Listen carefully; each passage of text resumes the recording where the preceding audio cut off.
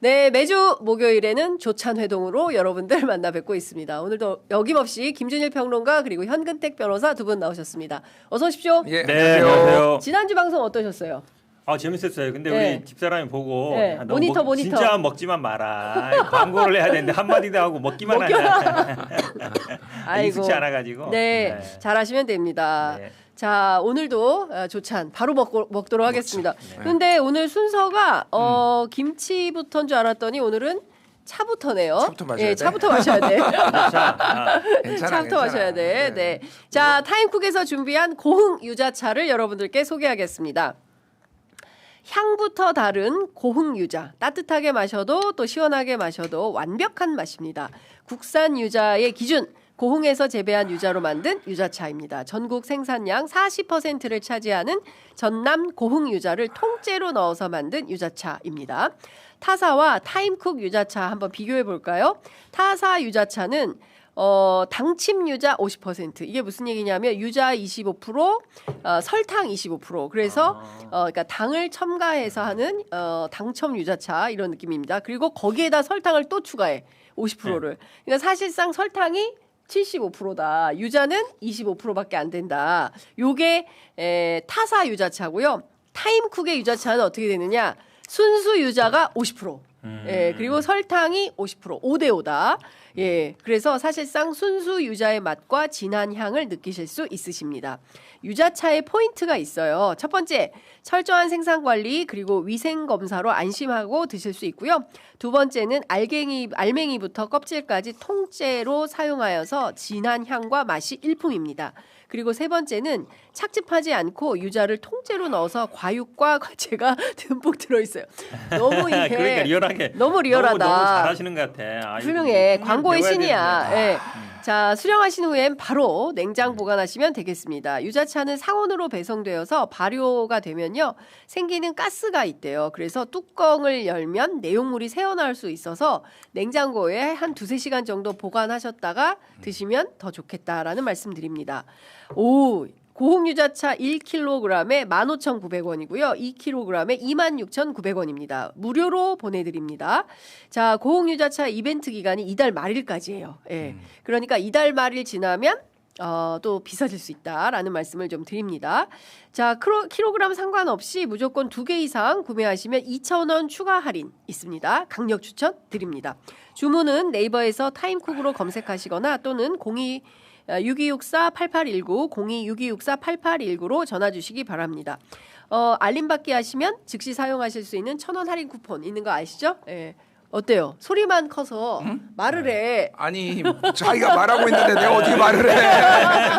그냥 배경 깔아준 거 아니에요. 네. 제가 어제도 유자차를 사실 마셨고, 근데 저는 유자차를 차만 마시지 않고 이 내용물을 다 이걸 다 먹어요. 저는 기본적으로. 그게 좋은 거예요. 훌륭한 식습관이다. 그러니까 예. 이게 먹는데 우리 현 변호사님도 다들 지금 막 먹기 시작했어요. 저도 원래 먹어요. 제가 진짜? 어제 먹은 거는 네. 맛있었어요. 어제도 먹은 거 맛있었는데 너무 달아. 어제 먹은 건. 네. 그게 뭐냐면은 이게 당도가 나한테 맞는 것 같아요. 그러니까 너무 설탕을 많이 넣었다라는 게 나 설탕 덩어리야라는 게 뭐 너무 느껴지는 거야. 근데 이거는 오히려 그렇게 되면은 이게 좀 이 유자의 특유의 맛이 좀 저는 떨어진다고 보거든요. 그거 좋아하시는 분들도 있어요, 근데 굉장히 맛있다. 그냥 이거 전 뭐 다 먹고 이 내용물까지 다 먹는데 우리 다른 회사는 뭐 유자차가 아니라 설탕차네 그럼. 반 넘어가면은 75%니까. 설탕차잖아요. 그렇지. 저도 이런 맛 좋아해요. 근데 이것도 약간 단맛이 있어요. 저는 물론 아시겠지만 뭐 고향이 제주도 그러니까 시큼한 맛을 좋아해요. 사실 그거 좋아하는 사람들도 있거든요. 제 고향이 귤 중에서도 보면 제주도 중에 서귀포 쪽에 있는 귤들은 좀 달고 저는 표선 쪽이라 귤이 좀 시큼해요. 아, 귤이 동네마다 좀씩 달라요. 당연하죠. 남쪽 그러니까 서귀포 효돈 이쪽 효돈. 위미 이쪽 귤이 제일 맛있고 그러니까 동남쪽 서귀포에서 약간 오른쪽 여기 한라산에서 바람을 막아주니까 그 조금 벗어난 데는 조금 시큼해요. 우리 동네 약간 벗어난 동네예요. 어릴 때부터 시큼한 걸 좋아해서 이거보다 약간 더 시큼한 걸 좋아해요. 아, 그렇구나. 동네에서 먹고 자란 그 귤 맛을 우리 현 변호사님은 기억하고 알죠. 계시군요. 우리 집에서 어릴 때부터 먹었으니까 평생 먹었으니까. 고향의 맛을 기억하는 현근택. 알겠습니다. 자, 두 번째. 이거는 읽으나 마나 여러분들 저 구매하실 준비 되셨죠? 운님과 배추김치 소개하겠습니다. 요새 김장 다들 하셔가지고 아우 나는 힘없어서 이거 그냥 사다 먹어야겠다 하시는 분들은 운림과 김치, 배추김치 지금부터 소개해드릴 테니까 요거 사서 잡수시면 될 것 같아요. 1970년 맛의 고장 전라남도 광주에 위치한 대인시장에서 입에서 입으로 이 집 김치 참 잘한다 입소문으로 시작해서 50년이 넘는 세월 한결같은 맛과 정성을 이어오고 있는 김치 명가 운림가입니다. 자, 첫 번째 김치 대축제에서 노무현 대통령상, 국무총리상, 국회의장상 모두 3관왕을 휩쓴 것은 물론이고요. 무려 27번의 수상 경력이 있습니다. 상을 이 정도 받을 정도면 맛은 최상의 김치 맛이다. 퀄리티가 바로 증명을 한다라고 말씀을 드릴 수 있을 것 같습니다. 자, 두 번째, 그냥 국내산 김치가 아니고요. 100% 우리 농산물 그중에서도 특등급의 원재료와 최고급 과일, 3년간 발효한 황금 매실 엑기스, 2년간 숙성시키고 끓여서 정제한 멸치 젓갈, 최고급 손꼽무 고춧가루 등 양념에 들어가는 재료 하나하나까지 최상급만을 고집합니다. 한입 베어 물면 퍼지는 아삭 시원한 맛, 해남 배추에 전라도식 감칠맛 나는 매콤 양념을 아낌없이 버무려서 깊은 맛이 일품인 배추김치입니다. 신선함의 기본, 당일 생산, 당일 발송. 이달 말일까지 25년 김장김치 무료 배송 특가로 주문하시기 바랍니다. 자, 지금 취재 편의점 유튜브 더보기 그리고 고정 댓글 링크를 클릭하시거나 네이버에 운림가를 검색하시면 되겠습니다. 맛이야 뭐. 네. 아, 맛은 아니 근데 김주님 이거 한번 잡아주셔야 되는데 한번. 드시는 게 역시 맛있게 드시네요. 예. 운림가는 더 설명이 필요 없는데 네. 저는 요 배추김치는 살짝 매워요. 오랜만에 사실 요즘은 김치가 너무 안 매워서 예. 근데 오랜만에 살짝 매운 김치 먹으니까 진짜 맛있네요. 네. 엄청 신선한데 그렇구나. 진짜 맛있어. 자, 우리 지난주에 말씀드렸는데 현 변호사님 입술 닦아야겠다. 저는 이 젓갈맛 예. 젓갈맛 좋아하거든요. 젓갈 맛이 향도 예. 있고 예. 젓갈 좋아하는 분들은 젓갈 없으면 네. 김치 그치. 맛이 안 나요. 심심해. 맞아요. 예. 맞아요. 지난주에 우리가 굴김치 먹었는데 오늘은 배추김치. 예, 김장 아직 안 하신 분들 요거 사잡수시면 될 것 같습니다. 요새 다 조금씩 해다 먹고 옛날처럼 그렇게 막 저희 엄마 막 100포기, 200포기 옛날에 막 300포기씩 해가지고 이모들까지 와서 다 가져가잖아요. 김치를. 예. 예, 그랬던 옛날 생각하면 요새는 이렇게 다 간편하게 되니까 요거 사잡수시면 좋을 것 같습니다. 뭔가 자, 순서는 좀 바뀐 것 같기는 한데 내가 다 먹었어 어쨌든. 그러니까. 밥을 먹고 유자차를 먹어야 되는데 유자차부터 먹고 어쨌든 둘 다 맛있었다. 광고에 최적화돼 있다. 둘 다 맛있었다. 아유 너무 미안하네. 그러네 순서가 바뀌었다라는 생각이 좀 듭니다. 자 이거 저희가 현 변호사님 다 드셨죠? 다 먹어야 돼. 깔끔하게 다 드시는 센스. 깨끗이 먹어야지. 자 이거 치워주시면 저희가 이제 지금부터는 정치 토크를 해보겠습니다. 본 토크 들어가기 전에 요 얘기부터 할까요? 어제 저녁 관악구의 한 식당에서 열린 국민의힘 수도권 전현직 의원 및 당협위원장 모임이 있었대요. 2~5회. 여기에 김문수 전 후보죠. 그리고 한동훈 전 대표 두 분이 끌어안고 러브샷을 했는데 우리는 하나다를 했어요. 그래서 오늘 아침 CBS 라디오에 출연한 조갑재 대표가 김문수 한동훈의 러브샷이 장동혁을 무너뜨릴 수도 있다. 이렇게 의견을 냈습니다. 자, 오늘 아침 CBS 라디오 출연하고 오신 분이에요. 네. 자, 김준일 평론가가 분석해 주십시오. 그러니까 이거를 그냥 국힘 내부의 문제로 보면은 위초고 삼국지 정도로 보시면 될 것 같아요. 예, 근데 조조가 가장 큰 인구도 많고 가장 큰 이제 위를 잡고 권력을 잡고 있었고, 네. 그래서 조조에 대항하기 위해 총나라와 오나라와 유비와 송건이 손을 잡았잖아요. 근데 우리가 이제 역사를 알잖아요. 둘이 또 싸웁니다. 나중에는 유비랑 송건이랑 형주를 놓고 또 배신 때리고 다시 보복하겠다고 하고 그래서 이 동맹이 오래 갈지는 모르겠어요. 하지만은 장동혁에 대항하기 위해서는 왜 둘 다 이제 한쪽은 장동혁하고 지금 한동훈하고는 거의 싸우고 있고 김문수도 당대표 선거 때 장동혁하고 이제 감정이 좀 있을 거 아니에요. 네. 그러니까 지금 장동혁을 무너뜨리는 것이 두 사람의 공통적 이해관계다라고 보면 될 것 같은데 저는 한동훈 대표한테 묻고 싶은 거는 김문수 전 장관도 어쨌든 비상계엄을 옹호했고 이런 전력들이 있는 분이에요. 네. 그러면 장동혁은 안 되는데 김문수는 되냐? 그거에 대한 입장이 좀 있어야 되는데 네. 이거는 그냥 원칙 없는 합종 연행이 될 수도 있다. 네. 사람들이 얼마나 여기에 반응할 것이냐. 권력 투쟁에. 네. 그러니까 뭐 한동훈 대표 전 대표가 잘하는 부분도 잘못한 부분도 있지만 그나마 국민들한테 그 정당에서 박수를 받았던 거는 비상계엄에 대해서 명확하게 선을 그었던 그렇습니다. 거잖아요. 예. 근데 이게 본인의 정치적 행보에 도움이 될 것인가는 좀 개인적으로 의문이다. 그 생각이 들어요. 장동혁 대표가 너무 밀어내가지고 어쩔 수 없는 선택하는 거 아니에요? 한동훈 대표 입장에서 한번 설명을 드려봤어요. 네. 어떻게 보세요? 이 얘기 들으면 아마 장동혁 대표가 좋아할 것 같아요. 왜냐면 오. 나중에 조조가 다 먹었잖아요. 결국 다 먹었어. 조조야? 조조? 물론 나중에 사마이 쪽이 네. 넘어가긴 했지만 그래도 어쨌든 통일을 했잖아요. 네. 그러니까 아마 장동혁이 좋아하지 않을까. 왜냐면 어. 둘이 합쳐봐야 뭐 버가 아니다. 원래 사실은 조조 송건 유비도 원래 동맹군이었어요. 네. 동맹군이었다가 나중에 동탁 무너뜨릴 때 동맹군이었다가 나중에 네. 찢어진 거잖아요. 네. 삼국지 얘기하자는 건 아닌데 네. 뭐 김문수가 근데 사실은 대선 후보 한 다음에 당 대표 나와서 당선 안 되는 것도 참 특이해요. 특이해. 그런 경우가 없잖아요. 맞아요. 한마디로 이렇게 힘이 없다는 얘기거든요. 네. 한동훈이야 지금 이제 쫓겨난 처지에 있으니까. 조갑재 대표가 틀렸다. 이 정도로 저는 오히려 그냥 좀 외로운 사람 두 사람끼리 모인 게 아닌가. 외로운 사람끼리 모여서 끌어안고 우리는 하나다. 네. 그렇게 해봐야 한 줌도 안 된다. 외로운 늑대 2마리. 알겠습니다. 지금 국민적 분노가 끌어오르는 사건이 있으니 바로 어제 있었던 쿠팡 청문회예요. 맹탕 청문회다.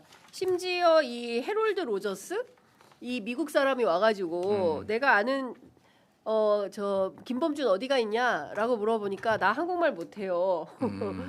라고 하면서 내가 아는 한국어는 장모님, 처제, 아내, 안녕하세요 이 정도밖에 안 된다라는 주장을 했어요.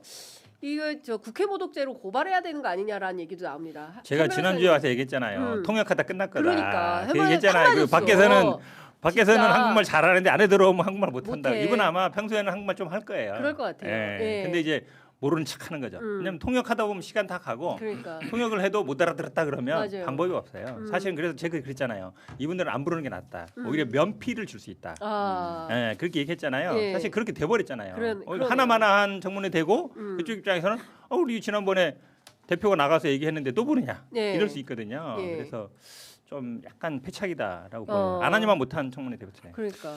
그러니까 저는 생각이 조금 다른 게 이거를 전 국민이 다 봤어요. 그러니까 네. 이 사례는 다른 외국계 회사에도 비일비재했어요. 예를 들면은 예전에 구글 코리아에 네. 존 리라는 사장이 예전에 있었어요. 그 존 리가 옥시에서도 사장이었고 맞아. 뭐 이런 사람인데 이게 소위 말 검은 머리 네. 한국인 같은 그러니까 한국계 미국인인데 예. 이 사람이 한국말 그렇게 잘한대요. 그런데 갑자기 국회만 나오면은 영어로 쓰는 거야. 맞아요. 그래서 존 그때 네. 2018년에 국회에 나왔을 때 뭐라고 했냐면은 김경진 의원이 아니 사석 술자리에서는 쌍욕도 할 정도로 한국어가 능숙하다고 하는데 국회만 오면 어떻게 한 마디도 못하는 한국말 것처럼 못한 거 아니야. 거잖아. 그 두 번을 나왔어요. 한 번에 나왔을 때는 동시 통역이었어요. 그러니까 거의 네. 그러니까 뭐냐면은 다 듣고가 아니라 옆에서 동시 통역으로 이렇게 얘기해 주면 바로 답변했는데 네. 두 번째는 뭐 어떻게 했냐면은 그 의원이 얘기 다 하고 그다음에 그 얘가 또 얘기하는 거 다 듣고 갑자기 더 한국어 퇴보한 거야. 그러니까 갑자기. 그러니까 이런 인간들이 많다. 그러니까 제가 말하는 거는 네. 그랬던 그때는 논란이 되고 언론에서 다뤘는데 이번에는 쿠팡에 대해서 워낙 사회적 관심이 높았기 때문에 그렇습니다. 이거를 목격한 사람들이 너무 많아요. 그러니까 국민들이 사실은 지금 거의 부글부글 끓었다. 우리나라가 가난은 참아도 무시당하는 건 못 참거든요. 참아요. 네. 지금 쿠팡이 하는 게 예를 들면 미국의 증권거래위원회 이런 데에서는 보고서 다 갖다 내. 제깍제깍 갖다 맞아요. 내고 이 파장이 제한적이다. 주가에도 제한적 영향이다. 막 이런 거 하면서 우리나라 국회가 내라는 거는 하나도 안 내고. 하나도 아니고 한 반도 안 냈다. 정확하게 조금 네. 낸 거는 있대요. 네. 반도 안 냈다. 뭐 이런 거고 네. 일부러 지연적전 쓰고 I'm happy 뭐 to be here 뭐 이런 뭐 얘기하고 그래, 있고 근데 내가 옛날 미국에 좀 살았잖아요. 네. 근데 영어를 거의 안 썼거든. 네. 근데 어제 들으니까 네. 살아있네 아직 리스닝이 되더라고. 리스닝이 돼? 다 들리긴 들리더라고. 네. 근데 어쨌든 하나만한 얘기 진짜. 그러니까. 근데 오늘 이 자리에 오게 돼서 정말 감사드리고 제가 국회의원들께서 질의하시는 거에 대해서 성실히 답하겠습니다. 이걸 뭐하러 얘기해 이거를. 네. 와 시간대 이게 오지다 진짜. 그러니까 근데 사실 이 사람도 사실은 동원된 그쵸. 고용된 인간에 불과한 거예요. 해롤드 로저스라는 사람도 중요한 거는 그 뒤에 김범석이라는 저 사장인데 이 진짜 사장이 계속 그 가짜 사장들을 내보내서 방어를 친 다음에 자기는 쏙 빠져서 면피하려고 하는 이 작태를 더 이상은 우리 국민들이 봐주기가 어렵다라는 건데 어제 SBS 그리고 오늘 한겨레 계속 이어져서 나오는 게 이제 과로사 했던 이 노동 문제도 심각하잖아요. 쿠팡의 경우에는. 근데 이거 가지고 실제로 안 그런 것처럼 꾸며라. 그리고 그 기록을 다 했다는 거잖아요. 이런 내용을 종합해 볼 때 이 김범석이라는 사람을 좀 법률적으로 미국에서 끌고 와가지고 뭐 좀 할 수 있는 방안이 없습니까, 현 변호사님? 그는 국적이 미국인이고 미국인이어서 안 돼요? 회사도 미국이고. 아 정말 이거 어떻게 사실은 해야 돼요? 이게 방법이 없습니까? 이게 사실은 우리나라의 가장 핵심이 돈 버는 거거든요. 우리나라에서 90% 벌기 때문에 그 돈 버는 거에 대해서 타격이 있다. 내가 대응을 안 하면 그거를 무조건 심어줘야 돼요. 누누이 말씀드리지만 대관업무 비용 드는 게 훨씬 싸기 때문에 그게 싸기 때문에 그걸로 가는 거거든요. 이분이 네. 철저하게 경제 논리로 움직여요. 네. 그래서 뭐 과징금이 됐든 아니면 뭐가 됐든지 간에 아 내가 이대로 그냥 해서는 우리나라에서 돈을 못 벌겠구나. 사업을 못 하겠구나. 그렇게 네. 정도 돼야 돼요. 지난번에 말씀처럼 미국에서 이런 일이 벌어지면 몇 조를 물어줘야 되잖아요. 그렇죠. 그런 사례를 만들어야 돼요. 그렇지 않으면 안 움직입니다. 절대. 왜냐하면 사실은 뭐 대표 바꾸는 거 일도 아니잖아요. 더구나 네. 외국인은 뭐 이분 아니어도 또 뭐 수없이 많으니까. 예. 그럼 나중엔 또 아마 영어 아니라 뭐 저 프랑스어 뭐 독일어 뭐 이런 거 아마 두 번 통역해 될지도 몰라요. 그래서 예. 사실은 그런 작전을 쓰고 있기 때문에 예. 저는 여기서 더 이상 이대로는 돈을 못 벌겠다. 그걸 어떻게든 만들어야 된다고. 그러니까 이렇게 노동에 그쵸. 대해서 무지하고 무감하고 함부로 하고 이런 기업은 한국에 오면 퇴출당한다. 살아남지 그쵸. 못한다. 우리가 금모기 운동도 하고 그렇지 않았습니까? IMF 때 우리가 이런 거 못 참아요. 무시당하는 거. 근데 그럼요. 쿠팡의 작태를 보면 한국 사람들 알기를 진짜 여기는 우리는 그냥 호갱인 거고 여기서 돈만 벌고 가면 된다. 이런 태도인 거잖아요. 네. 아니 그 SBS 보도한 내용을 모르시는 분들도 있어서 제가 짧게 네. 그거를 하면은 이제 일용직 노동자가 숨진 다음에 김범석 당시 쿠팡 INC 쿠팡 의장하고 쿠팡 임원이 메신저 대화 내용한 게 이제 SBS가 보도를 한 네. 거예요. 야, 우리가 필요한 게 그거야. 그가 열심히 일한다는 메모가 남지 않도록 확실히 해. 그래서 얘가 일을 안 했다라는 거, 태만 했다라는 거, 물 마시기, 잡담, 서성거림, 그러니까. 화장실 이런 것들을 증거를 남겨야 돼. 그런 내용은 메모에 없는데요. 야, 걔가 왜 열심히 일하겠어? 걔는 일용직인데. 그러니까 이렇게 했다라는 거예요. 그러니까 뒷목이 뻣뻣해지네. 예, 성과급을 받는 사람, 임원들 이런 사람은 본인 돈 때문에 미친 듯이 일하고 일용직들은 원래 태만하고 원래 다 노는 애들이야. 우리랑 아무 관련이 없어. 그걸 방어막을 치기 위해서인지 아니면 아예 노동관이 아예 삐뚤어졌는지는 모르겠으나 네. 그러니까 계속 올해만 28명이가 죽었어요. 지금 쿠팡에서. 아니, 헷갈린데 8명이 죽었나? 그러니까 지금 계속 죽고 있거든요. 지금. 네. 근데 본인들 책임 아니다. 계속 네. 발뺌하고 있는데 결국은 이거는 말씀하셨다시피 법으로 당장 해결은 안 되고 징벌적 손해배상도 소급 적용이 안 돼서 이 개인정보 유출에는 지금 적용하기 어려워요. 지금. 네. 그런 상황이라면은 이거는 현재 180만 명 정도 뭐 쿠팡에 탈퇴했다라고 하는데 네. 자긍심과 이런 기업이 정말로 우리나라 사회에 뿌리 내리지 못하게 하기 위해서라도 이거는 국민들이 좀 움직여야 되겠다. 그 생각이 들어요. 네. 예. 8명이 지금까지 8명이 사망했고 했다고 예, 예, 합니다. 그 저는 이제 법률적으로 좀 확실히 혼내줄 필요가 있다고 생각하는데 하여튼 여기서 장사하면 장사 못하고 떠나야 된다 이런 인식을 심어주셔야 한다고 했는데요. 오늘 정부에서 쿠팡 영업 정지를 논의하고 현장 조사까지 나간다고 하는 거예요. 그럼 정부가 할 수 있는 어떤 제재 조치라는 건 어떤 것들이 있습니까? 이 영업 정기도 중요하죠. 네. 그러니까 사실은 이게 뭐 만만치는 않습니다. 네. 왜냐하면 이게 워낙 뭐 매출도 크고 때문에 그다음 이런 사례가 있어도 아마 재판 가면은 뒤집어진 경우, 그러니까 영업정지를 해도 집행정지로 들어올 거예요. 그럼 집행정지를 받아줄 가능성이 높아요. 네. 왜냐하면 계속적인 영업이기 때문에.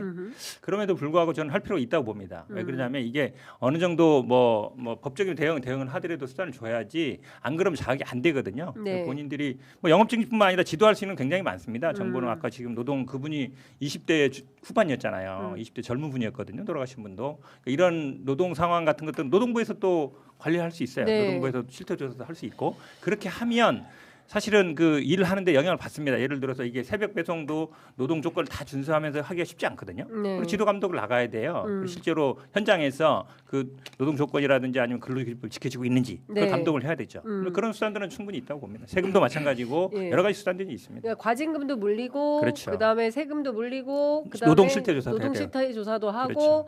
그다음에 영업정지 뭐 설령 그렇죠. 뭐가 돌아온다 하더라도 그렇죠. 집행정지가 돌아온다 하더라도 일단 영업정지해서 사람들이 사용할 수 없게 되는 거잖아요. 그렇죠. 영업정지를 하면 네. 그렇죠. 그러니까 이런 방법으로 적극 행정을 좀 해야 된다라는 말씀을 좀 주신 걸로 이해하겠습니다. 그런데 이제 쿠팡의 로비가 도대체 어느 정도인 건지 정말 그 대체로 국회 보좌관 하다가 쿠팡으로 간 경우도 있고 한데 최근에는 그 김병기 원내대표 식산 문제와 관련해서 노컷 뉴스가 계속 단독 보도를 하고 있어요. 물론 이제 본인은 나는 몸이 안 좋아서 가서 38,000원짜리 파스타 시킨 게 전부다. 근데 영수증은 어쨌든 70만 원짜리가 나온 거 아니겠습니까? 그리고 고급 호텔이고 국감 전에 그리고 이제 본인의 보좌관이 자꾸 자기를 팔고 다녀가지고 그런 거 하지 말라라고 했다라고 주장을 하는데 노컷뉴스 취재에 따르면 본인이 미리 준비한 가방에서 뭔가 꺼내가지고 보여주면서 약간 인사청탁 같은 느낌이 있었다라는 내용이에요. 자, 김주혜 평론가 어떻게 보세요? 거기가 일단 되게 비싼 데예요. 거기가. 예, 그래서 안 가봐서 몰라. 예, 저도 안 가봤는데 거기에 갔다 온 사람들의 이제 증언과 댓글과 이런 거를 보면은 에피타이저 파스타가 38,000원인데 한 젓가락 먹으면 끝난대요. 그러니까 예, 양이 적다. 양이 매우 적고 그래서 본인이 파스타 하나만 먹었다라는 게 별로 신뢰가 안 간다라는 얘기죠. 뭐 그런 거 다 뭐 얼마 먹었는지는 논쟁의 여지가 있는 거고. 네. 저는 그 뉴스타파가 보도한 게 조금 심각해 보이더라고요. 그러니까 이게 잘 모르시는 분들을 위해서 설명을 드리면은 9월 5일 날 만났다라는 거잖아요. 네. 올해 9월 5일 날 쿠팡 임원진하고 김병기 원내대표랑 만났는데 9월 4일 날 뉴스타파에서 보도한 게 김병기 아들의 숭실대 편입 여기에 본인 보좌진들이나 이런 사람들을 다 동원을 했다. 이게 이제 나오고 그 다음 날 가서 만난 거예요. 그럼 왜 쿠팡을 만났느냐?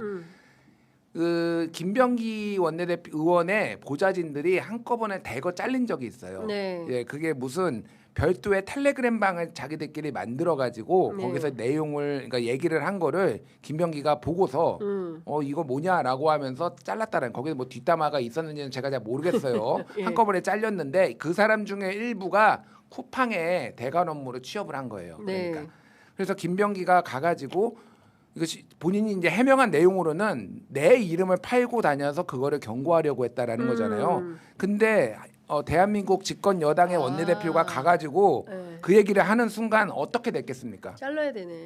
그래서 잘랐어요. 그래서 네. 바로 자르고 한 명은 계약된 지 얼마 안 됐는데 중국으로 보내버렸어요. 3주 안에 중국 가라고 그래가지고 지금 그분 쿠팡에서? 쿠팡에서 대관이 여러 명이 거기에 취업을 한 거예요. 네. 한 명은 중국으로 보내버리고 한 명은 잘라버리고 해서 그 사람들 싹 정리됐어요.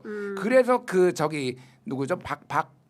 뭐 사장 네. 그 사람이 이거를 우리가 들어야 되는 건지 모르겠다 막 이런 얘기 메모가 나왔다라는 거잖아요. 녹음 파일이 나왔죠. 저는 처음에 그걸 보고 인사청탁을 했나라고 했는데 인사청탁은 맞는데 자르라는 인사청탁을 한 거예요. 그러니까 누구를 취업시키라는 인사청탁이 아니라 네. 이게 맞나요 이게? 그러니까 뭐 본인의 해명은 더 들어봐야 되겠지만 정황상으로 봤을 때는 그냥 얘들 끊어버리겠다 생명줄 절대 이 바닥에서는 내가 뭐 밥 빌어 먹고 살지 않게 만들겠다라는 거예요. 그러니까 김병기의 태도는. 근데 보좌관들 사이에서 돌아다니는 이제 김병기 의원실의 살풍경한 모습들 뭐 이런 것들은 많이 얘기가 나오고 있는데 제가 알기로는 서영교 의원이 대한변협 회장단을 만난 적이 있어요. 그렇죠, 그래서 서영교 의원이 만난 사실을 어떻게 공개가 됐냐 언론에 이것은 김병기 원내대표가 본회의장인가에서 휴대폰을 보는데 보좌진으로부터 메시지를 받아요. 근데 거기에 이제 서영교 의원이 대한변협 임원진을 만났는데 거기에 쿠팡 관계자가 있고 부적절 뭐 이렇게 써 있어요. 맞아요. 근데 이 사람이 바로 김병기 의원실에서 근무했던 보좌관 출신이라는 거예요. 그래요? 그 사람이. 오. 예. 그래서 이 또한 또 논란이 됐고 당시에 서영교 의원이 기자회견하면서 이게 나오게 된 경위를 파악해야 된다. 왜 이게 어떻게 나왔을까에 대한 얘기가 막 나왔었죠. 그러니까 정확하게는 언론 보도가 먼저 나오긴 했어요. 그 네. 다음에 그쵸. 보고를 보고 그거를 키운 게 김병기 원내대표고요. 보도가 먼저 있었고 말씀하셨듯이 이제 서영교 의원은 나는 대한변협 사람을 만난 건데 근데 거의 쿠팡이 나오지 어떻게 아냐. 뭐 이런 거지. 전직이 이제 쿠팡 대관 업무였다 뭐 이런 예. 거고 뭐 어쨌든 김병기 원내대표는 우리 정근태 변호사님은 또 당에 계시니까 얼마나 곤란하겠어.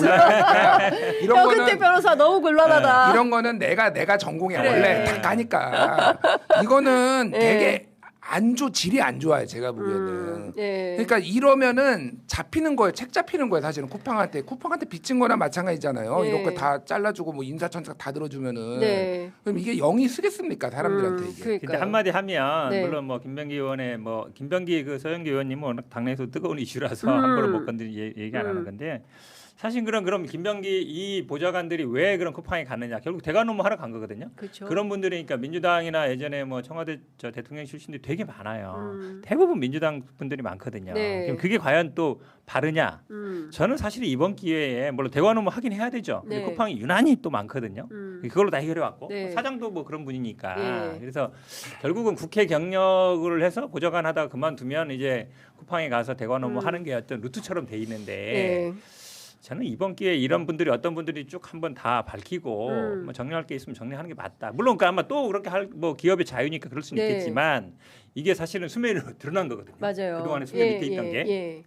그래서 한번 전부 다 오픈하고 털고 가자. 털고 가는 게 맞는 털고 것 가는 게 같아요. 맞다. 네. 근데 사실 대한민국은 로비스트가 합법화되어 있는 나라가 아니에요. 그렇죠. 그래서 과거에 뭐 공익 로비단 이런 거를 만들어서 공익 로비의 경우에는 그 로비스트를 합법화하자라는 국회 논의가 있긴 했었습니다만 결국 안 됐어요. 왜냐하면 이렇게 기업들이 불법 로비의 창고로 정치권을 활용하려고 하기 때문에 자기들의 어떤 지금도 있어요. 굉장히 많잖아요. 뭐 대관 업무 하는 사람들 너무 많고 쿠팡이 가장 거기에 크게 싸니까 제일 세게 써서 막아왔는데 결국에는 이제 이 회사 망하게 생긴 거거든요.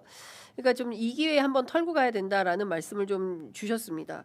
그리고 김병기 원내대표의 경우에는 문진석 수석도 지금 같이 가는 거잖아요. 문진석 수석이 지난번에 훈식이 형 누구죠? 현지 누나 나왔을 때 이때 그 김남국 비서관은 사임을 했는데 문진석 수석은 사과하는 걸로 끝냈어요. 근데 최근에 남도일보에서 이분의 친형님이 또 사기 사건으로 또 연루가 됐습니다. 그러니까 이게 계속 일파만파 되고 있는데 이 문제에 대해서 민주당 내부는 왜 가만히 있냐 댓글창에도 정리가 좀 필요하다라는 얘기가 나옵니다. 진보당, 정의당에서는 원내대표로서 부적절한 처신에 대한 거 사과부터 하라라고 하는데 본인은 좀 기자들을 상대로 기사 쓰려면 당사자한테 전화 한 통 해서 확인해라. 똑바로 기사 써라. 이렇게 비판하고 있습니다. 여기까지는 김준일 평론가 얘기를 듣고 다음 이슈로 넘어갈게요. 아 이거 듣는다고? 김병기 문진석 어떻게 해야 돼요? 김병기 문진석이 나 싫어하겠다 진짜. 맨날 이런 것만 시키고 까라고.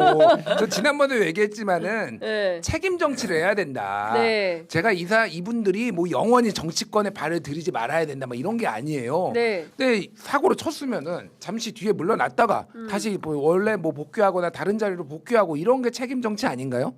그럼 문진석 그거 일파만파 돼가지고 현지 뭐 실세론 다시 나오고 김남국 사퇴하고 이 정도인데 이거 문진석 수석 부대표가 가만히 있고 그냥 김병기 원내대표는 나한테 다 맡겨둬라 이렇게 된 거잖아요. 네. 이거는 저는 책임 정치가 아니고 네. 다른 당한테 그러면은 지적을 못합니다. 이런 거는 니네 당이나 잘해 이런 거가 나오잖아요. 그렇습니다. 김병기 원내대표는 제가 뭐 이거를 사퇴를 해야 된다 그런 것까지는 모르겠는데 이거는 무조건 뻗대 문제는 아닌 것 같다. 제가 보기에는 네. 이건 여론이 쿠팡과 관련돼서 특히 이렇게 되면은 민주당은 진짜 영이 안 쓰는 거예요. 쿠팡과 네. 관련해서 네. 니네 원내대표가 다 만나가지고 청탁하고 다니는데 이게 말이 됩니까? 그러니까 이거는 정확하게 좀 더 네. 본인에 대한 입장 표명이 있어야 된다. 네. 자, 속보가 들어왔는데요. 민주당 돈봉투 의혹 상당히 세게 뜨겁게 보도가 됐었던 사안인데 허종식, 윤관석, 임종석 항소심에서 모두 무죄 판결 받았습니다.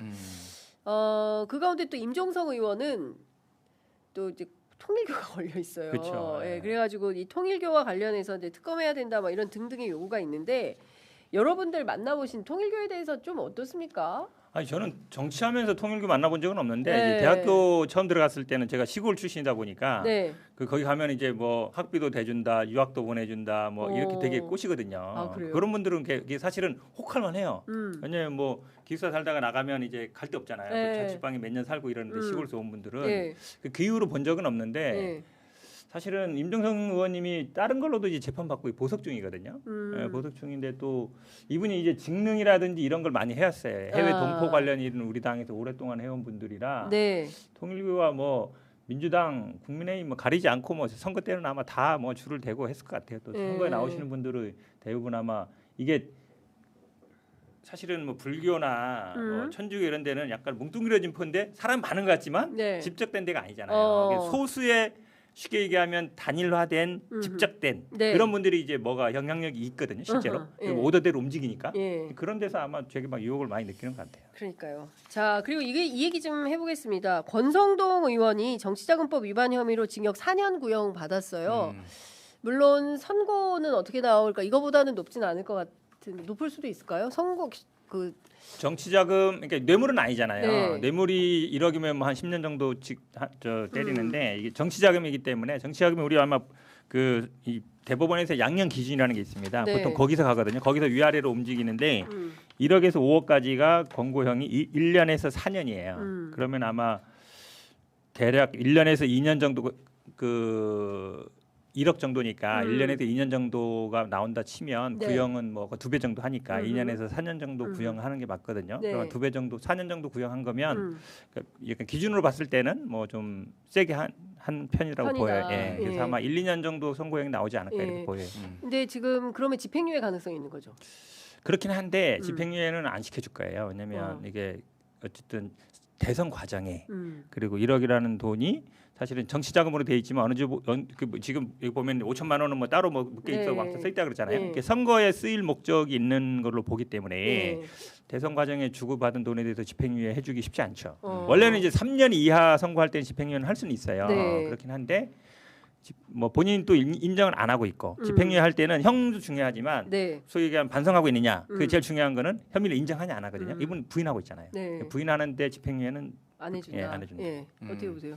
그러니까 보통 예전에 이제 판사들이 그러니까 5년 구형하면은 네. 3년 집행유예 3년에 그러니까 3년 징역형에 집행유예 몇 뭐 년. 2년 뭐 네. 이런 식으로 이제 했던 게 다 그런 식이었거든요. 근데 이거는 어제 말씀하셨다시피 최대 정치자금법 최대 5년이에요. 어차피 5년 이하라고 아예 적혀 있어요. 거기에 네. 이제 양형 기준까지 따르면은 이제 최대 4년이라서 특검은 풀로 때린 거다. 그러니까 풀로 때린 게 맞고 말씀하셨다시피 저도 집행유예 나오지 않을 가능성이 더 높은 것 같아요. 이게 워낙 사안이 중대해요. 그러니까, 네. 그러니까 나라가 다 흔들렸잖아요. 그러니까 이것 그렇죠. 때문에.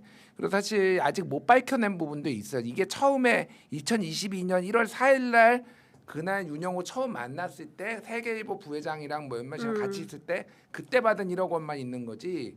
그 이제 쇼핑백에 있는 거는 본인은 이제 넥타이 받았다라고 얘기를 하고 있는데 넥타이 요만한데 2만 원 받았다고? 아이도 안 믿어져 나는. 넥타이 봉투와 쇼핑백은 좀 다르죠. 두 번이나 가서 그것도 2월 달과 3월 달에. 예. 그러니까 그건 아직 이제 기소는 안 됐는데 여러 가지 의혹들이 너무 커요. 예. 제가 보기에는. 사실은 이 권성동 사건은 대선 자금 수사를 해야 되는 거잖아요. 그렇죠. 원래는 그렇죠. 예, 그러니까 사실은 권성동이 자기 그냥 뇌물, 자기 무슨 개인 청탁 이게 아니라 사실은 윤석열 대선 자금하고 연결이 되어 있는 건데. 통일부 조단위도 움직이는 다는데 그때 큰 거 한 장 줬다 그러지 않았어요? 맞아요. 큰 거 한 장. 큰 거 한 장 줬는데 큰 거가 1억일까? 아니. 아예 일반인들도 요즘 1억 하면은 뭐 네. 물론 경우에 따라 다르겠지만 네. 근데 통일부가 얼마나 더 지금 금고에서 280억 나왔다는 거 아니에요? 맞아요. 아, 그러니까요. 예. 큰 거 한 장. 큰 거 한 장이 1억은 아니다. 그럼 도대체 큰 거가 뭐냐? 근데 이 수사를 해야 되는데 아직 못 밝혔는데 그러면 지금 통일교 관련해서는 경찰에서 수사팀을 따로 꾸려가지고 수사를 하게 되는데 그럼 권성동 사건도 여기에 좀 연루돼서 같이 할 수 있습니까? 지금 이제 그 특검에서 한 거기 때문에 네. 특검에서 이제 수사가 끝나면 근데 김건희 특검은 사실은 조금 뭐 성과가 있냐 없냐가 문제가 있는데 어쨌든 이게 권성동을 기소했고 네. 그다음에 이게 뭐 경찰로 넘어가면 수사를 할 수는 있는데 결국은 이제 입을 열어야 되는 거잖아요. 그러니까 결국은 아마 윤영호 이분은 아마 말씀처럼 뭐 돈을 준 사람이지만 본인이 이제 구속 상태에서 집행유예 받으려고 아마 이게 줬습니다 인정도 하고 네. 그다음에 뭐 다 협조를 하는 거잖아요. 네. 그 이상은 잘 모르겠다는 거고. 네. 근데 결국은 오너가 한학자네요. 그렇죠. 이분이 입을 열어야 되거든요. 왜냐하면 다 알고 있을 거란 말이에요. 그러니까 윤영호도 어쨌든 위에서 마지막엔 이거 아니에요. 시킨 겁니다. 내가 한 게 아니라 위에서 시킨 겁니다. 이거잖아요. 네. 그럼 그렇죠. 결국은 시킨 사람이 입을 열어야 되는데 지금은 입을 안 열고 있잖아요. 본인도 뭐 무슨 생각인지 모르겠지만 네. 그거를 할 수 있는 수단이 있느냐. 결국은 그러면 이 통일교회에서 제일 민감한 문제는 재산 문제예요. 재산. 그렇죠. 돈. 왜냐하면 그 이제 문선명 죽고 난 다음에 갈기가 찢어졌잖아요. 네. 어머니 아들 쭉 남아졌는데 네. 그 안에서 이해관계 갈등이 엄청 심할 거거든요. 네. 저는 그 부분을 그러니까 상속 재산 문제라든지 아니면 그동안에 사업을 하면서 뭐 이게 뭐 별건 수사라고 비판받을 수 있지만 문제들이 많이 있었을 거예요. 그다음에 또 가정 파괴된 사람들도 네. 많잖아요. 네. 그런 부분들을 종합적으로 다 봐서 압박하지 않으면 쉽게 1억 아니면 뭐 2, 3억 갖고는 안 열을 거예요. 네. 권성동 의원이 최후 진술에서 돈에 환장하지 않았다 나는 그러면서 이제 울먹울먹했다는 거거든요. 그러면 자기는 돈에 환장하지 않았으니까 이 돈을 어디 딴 데 쓴 거 아니야? 그럴 가능성이 많죠. 네, 내가 쓰려고 나 돈에 환장한 거 아니야. 환장한 XX가 있나 보지. 환장한 그러니까 L. 누구가 있는 거지. 나 때문에 쓴 건 아니거든. 이제 내가 이걸로 내가 왜 징역을 살아야 돼? 이제 이런 거면 이제 좀 실토를 해야 되는데. 아니 지금 좀 얘기가 줄어들었지만은 네. 그때 1억 원 주면서 네. 절반에는 왕자 써놨다라는 거 아니에요? 그러니까 그때? 왕자, 네, 대한민국 왕자 네, 대표 인사 있잖아요. 예. 그럼 이거는 대선 자금 수사로 가야 된다. 그게 맞다라는 생각이 좀 듭니다. 그러니까 1억 원에 5천만 원 절반이면 5천만 원이 대선 자금이다. 이거는 네. 대한민국을 무시하는 처사지. 대한민국 그렇지. 대선을 통일교를 무시하는 거예요. 그렇지, 통일교를 무시하는 거지. 대한민국이 마늘밭에서도 110억씩 나오는 나라예요. 1억을 어디다 갖다 붙여? 그러니까 말도 안 된다라는 생각이 좀 들고 또 한 명 더 얘기를 해야 되는데 우리가 김기현 의원의 부인이 드디어 등장을 했습니다. 예. 로저비비의 276만 원짜리 가격이 나왔어요? 예, 나왔어요. 아. 180만 원짜리가 하나가 있고 260만 원인데 276만 원으로 이제 바뀌었나 봐요. 달러가 올라서 그런가? 달라고 환율이야. 예, 이 180만 원짜리는 누가 줬는지 아직 확인은 안 되고 이 276만 원짜리는 이제 그 누굽니까? 김기현 의원의 부인이 전달했는데 야, 김기현 다시 봤다. 아니 나는 이거 이거를 보면서 세비 통장에서 미쳤다. 야, 세비 진짜. 통장에서 산 것도 문제지만 야. 그거를 김건희가 그걸 안 열어봤던 거잖아요. 메모지 그러니까, 그대로 있던 메모지 거잖아요. 그대로. 네. 아니 사실은 선물을 주면 보통 열어보잖아요. 편지도 꺼내고. 네. 근데 그 사람이 그냥 나왔다는 거잖아요. 네. 왜 안 열어봤을까? 자기 스타일이 아니었나? 아니 나는 마음에 안 들었거나 아니면 네. 너무 뭐 이렇게 좀 저는 이게 처음 이명수가 준 들어봤거든요. 거랑 비슷한 거 아니야? 그러니까 그래가지고 그냥 갖다 놓고 그냥 놨다는 거잖아요. 네. 난 그게 더 궁금해요. 네. 왜 안 열어봤을까? 얼마나 많은 네. 사람들이 얼마나 많이 갖다 줬길래 카드째 그냥 그대로 놔뒀겠냐. 이런 것도 되는 거예요. 필요하면 직접 전화해서 걸걸한 목소리로 바꾸기도 하잖아. 어? 그런 분인데. 바꾸기에는 돈이 너무 많이 들어가는 거죠. 여기도 그러니까 여기 막 1,000만 원짜리 되려면 이게 돈 많이 돼야 되잖아요. 네. 그러니까 이제 너무 저렴한 걸 갖고 왔다. 그치. 제가 보기엔 그런 것 같아요. 260만치 뭐 이런 거 뭘 뭘 바꿔. 조만한 파우치 300짜리. 토리야 네가 써라. 뭐 그러니까 제가 보기에는 이 로저 비비에 관련해서도 다 떠나서 세비는 국민 세금입니다. 그렇죠. 대한민국 국민들이 여러분들이 지금 뼈 빠지게 하다못해 우리가 새우깡을 사 먹어도 새우깡에도 세금이 붙어요. 그런데 이 피 같은 세금으로 김기현 의원이 자기가 세비를 받아서 그 세비에서 뇌물을 갖다 줬다. 근데 자기 아니라고 이렇게 펄펄 뛰고 있는데 요거에 대해서만 간단하게 얘기하죠. 오늘 김준일 평론가가 급하게 오늘 일이 있어가지고 조금 우리가 일찍 끝내야 될 것 같은데요. 예. 요 논평만 듣고 마무리하도록 하겠습니다. 일단은 이거는 김기현의 배우자가 남편과 관련 없이 했다라고 했고 이거를 이제 뇌물죄로 엮기에는 여러 가지 법리적으로 논란들이 있었어요. 그러니까 김건희도 공직자가 아니고 네. 배우자도 어쨌든 몰랐다고 하고 뭐 이러면은 그냥 해서 뭐 상례로 할 수 있는 거 아니야. 금액이 좀 비싸더라도. 네. 근데 이제 김영란법 위반을 윤석열의 배우자로서 이제 거는 뭐 이런 것들이 이제 그건 윤석열이 처벌받는 거고 막 이런 거였거든요. 근데 어쨌든 이거는 김기현의 국회 세비에서 나갔으면은 이거는 이제 정치자금법 위반이 될 수가 있는 거지. 이거는 막 뇌물죄는 모르겠으나 정치자금법은 확실해져서 이거는 기소를 안 할 수가 없다. 빠져나갔는데 간도 배 밖으로 나왔지. 세상에. 이거를 그렇게 그렇죠. 변명하겠죠. 부인이 세비 쓰는 거 몰랐다. 이렇게. 아, 나는 면피가- 통장 관리 안 해. 그게 면피가 돼요? 아니 그렇게 나오겠죠. 부인이 쓴 거지 내가 쓴 게 그게 아니다. 아니다. 몰랐다 이렇게 나오겠죠. 아 차라리 부인이 감옥 가는 한이 있어도 나는 감옥 아니 안 부인은 또 가겠다? 이러겠죠. 이건 내 돈이 아니다. 이런 아 진짜 이 사람들이 정말 무감했구나. 진짜 함부로 살았구나. 국민 무서운 거를 몰랐구나. 라는 생각이 좀 듭니다. 진짜 법률적으로 이거 어떻게 되는 거예요? 여기는 정치자금법 위반은 확실히 그 걸린다. 정도밖에 안 되죠. 이게 뇌물이 되려면은 뭐 네, 대가가 대가성이. 있어야 되는데 이게 네. 아마 당 대표 나올 때 한 거니까 네. 당 대표가 뭐 실제로 그런 직무 네. 이런 건 네. 아니잖아요. 부정처사 후 뭐 그것도 되겠죠. 뭐. 뇌물은 되기 쉽지 않아요. 뇌물은 되게 쉽지 네. 않다. 김건희가 직무 관련성이 있어야 되는데 공직자가 그러니까 아니야. 아무것도 김건희가 아니야. 아무것도 아닌 사람이야. 네. 법리적으로는 상당히 아무것도 아닌 이번에 술을 사람이야. 뭐라도 하나 시켜줄 걸 그랬나? 그러니까. 아무것도 아닌 사람이 아니라 뭐라도 되는 사람이었어야 됐던 거 아닌가 싶습니다. 아 오랜만에 동접이 12,000 넘어가지고 좀 아, 가야 그래요? 되는데 너무 아쉽다라는 다행입니다. 생각이 좀 들고 뭘 네. 다행이에요. 아니, 제가 왔을 때 떨어지면 안 되니까 제가 떨어지면 안 되잖아요. 아 아유. 형은 되게 잘생겨서 무슨 그래. 소리야. 우리 저기 나와가지고. 시사계 최고 미남이고 그렇지. 저는 여기는 두 번째 정도만 여기는 공인 그냥 공식? 천재가 아니라 얼굴 천재야. 얼굴 천재. 저는 뭘로 예, 얼굴 여기 뭐 잘생겼어요. 예, 잘생긴 두 분과 함께해서 행복합니다. 네. 8분만 더 버티면 좋은데 빨리 끝내라고 날려서 예, 여기서 마무리하겠습니다. 두 분 말씀 잘 들었습니다. 고맙습니다. 고맙습니다.